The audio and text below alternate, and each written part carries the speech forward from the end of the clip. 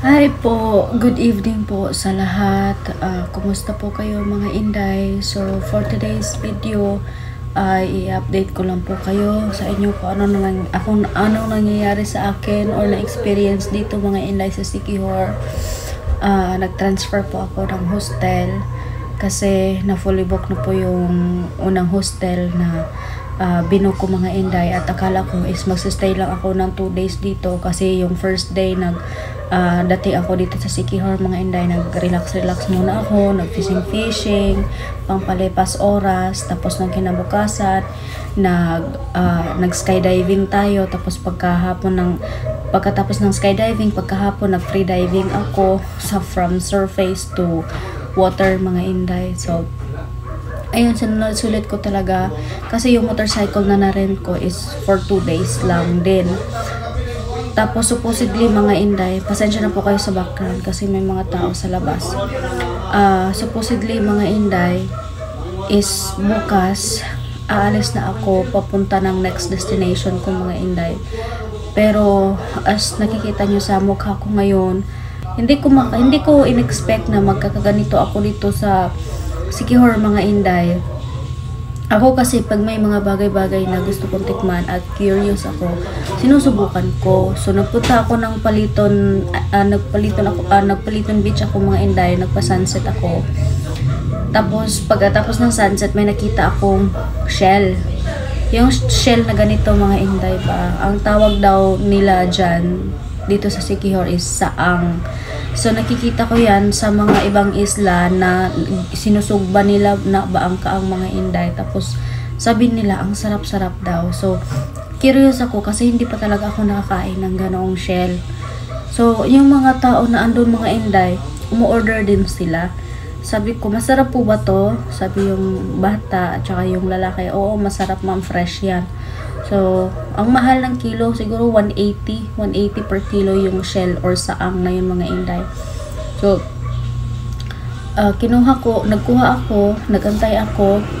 Tapos, pagkain ko mga Inday, ito ipapakita ko sa inyo yung first bite. Talagang nagustuhan ko.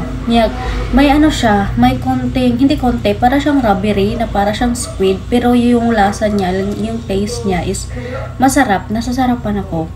So, kain ako mga Inday, kain ako. Yung tatlo na malalaki na una ko kinain. Sabi ko, oy masarap, gusto ko pa. So, nag-add ako mga Inday, mga 1 kilo. Ako lang kumain nung mag-isa. So, pagkatapos is, masarap pala siya. Ay, may bata na naman mga Inday. Yung roommate dito, may dalang baby. So, pagpasensyaan nyo na yung mga background Inday. Importante is nakashare ako sa inyo sa mga experience ko. Baka may maisuggest kayo sa akin kung anong dapat gawin nito mga Inday. Kasi, ako ba na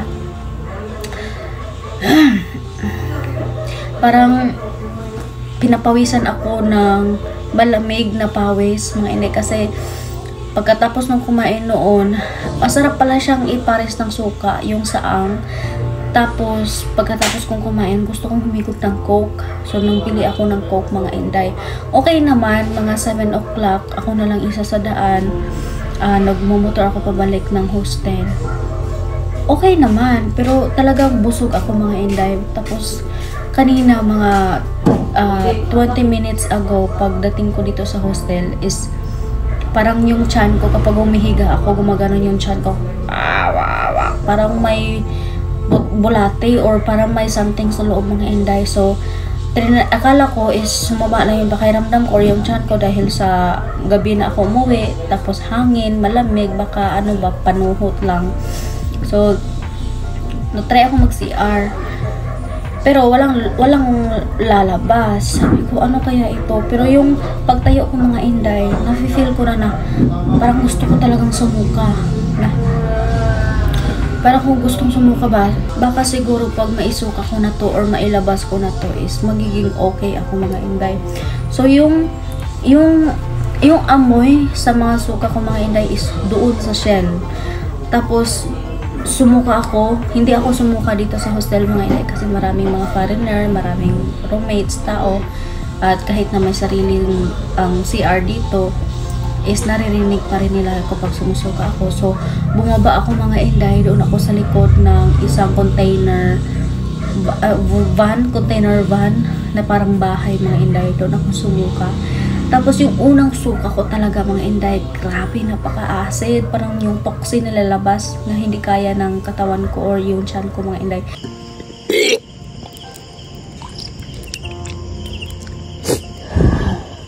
Sige, kaon pagsaang.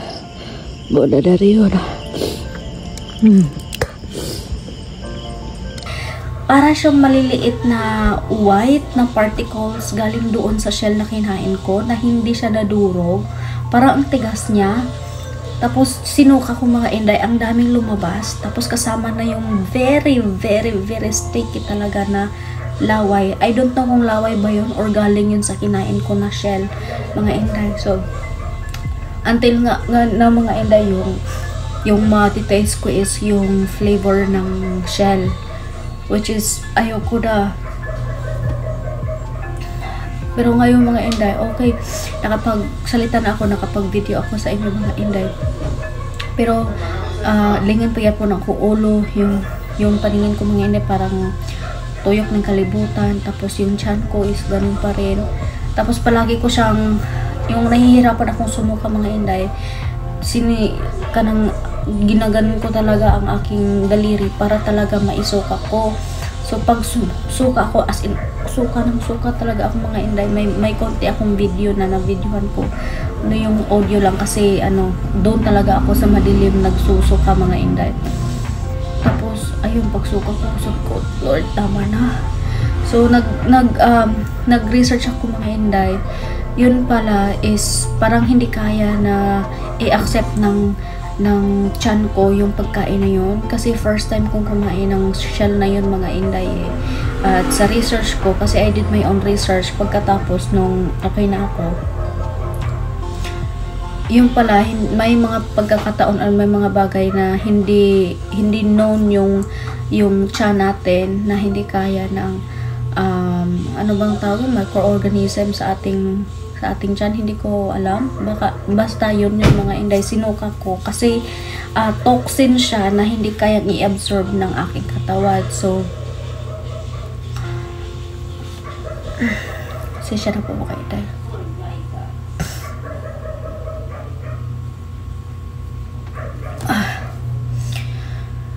Hindi ko akalain mga inday nga dito pa talaga sa Siquijor na bukas sana is babiyahe ako mga inday pa Cebu at papuntang next destination na naman. Pero I think kapag sana lang talaga na ma-okay ako, kasi ayoko ng ganitong feeling mga inday, lalo na nang babiyahe ako.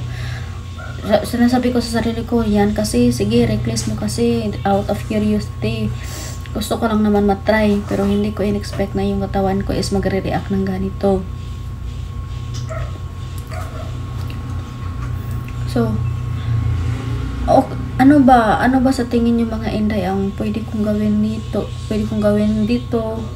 Ano bang kasi nasusuko pa rin ako mga inday. Sana mga inday na bukas is magiging okay na ako at aalis ako dito bukas mga inday, at yung kukunin ko na hindi ako magkukuha ng Ocean Jet papunta ng Cebu, kasi yung Ocean Jet mahal, 1,600 yung Ocean Jet. Yung travel kong ito mga inday is pinabudget ko talaga. So kinuha ko, nagbook ako ng Starlight, which is 600 only mga inday yung Starlight papuntang Cebu, where sa Ocean Jet is 1,600. Pero ang diferensya is yung Ocean Jet is ang bilis umabot, pero yung Starlight whole night ka sa barko mga inday, at mga 6:30 ka aabot ng Cebu.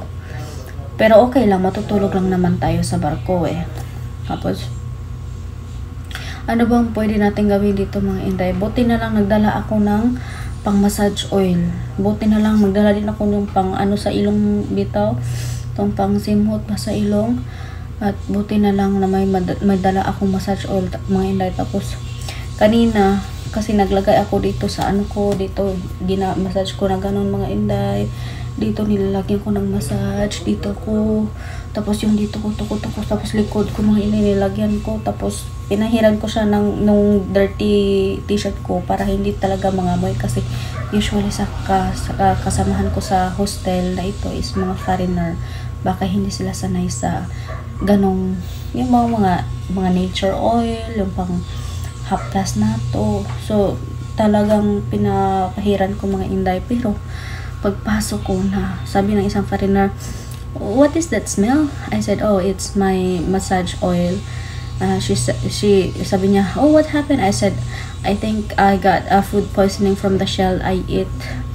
And ayun mga inday, so pinakita ko yung video at picture sa kanya. Sabi naman niya, "No, I never eat that. I didn't try to eat that." Kasi mga inday, usually din sa mga foreigner na ano ko, na kasalamuha ko is mga vegan at saka vegetarian mga inday. So kahit shell hindi sila kumakain.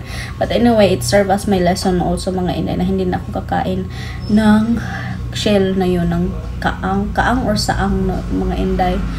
So may nasasabi ako doon sa comment ko last time na in-upload ko yung nag-skydive ako mga inday, at sabi niya doon na mag-save o magtipid-tipid or mag-ano ka din ng magtipid ka ng pera at wag gastos ng gastos.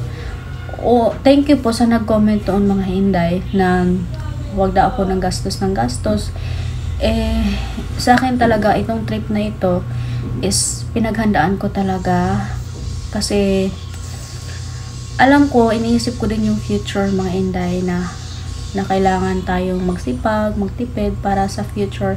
Pero sa paniniwala ko or sa stand ko mga inday na aanhin mo ang pera kung sinisave mo, tapos nag-save ka nga, tapos makukuha naman sa mga ibang emergency or sa mga pangangailangan na magagamit mo. So wala lang hanggang mauubos lang ang pera mo.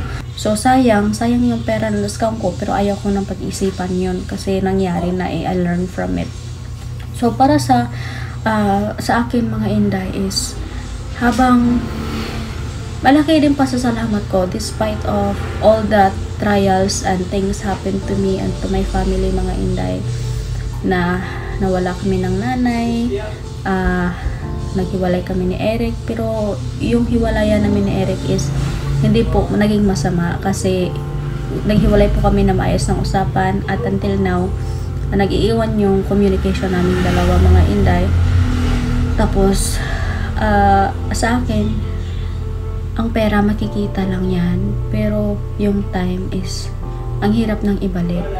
So para sa akin, hanggang may kaya ko, hanggang may lakas pa ako na ma-experience yung mga bagay na darating naman ang araw na hindi na natin ma-experience, huli na ang lahat. So why not na gawin natin ngayon at dala-dala natin yung experience noon habang may buhay tayo sa mundo mga inday. So ganoon yung mindset ko ba samtang or habang hindi pa ako kasal, wala pa akong family, wala pang magbuot sa ako, wala pang masasabi na wag ka ganyan mga inday.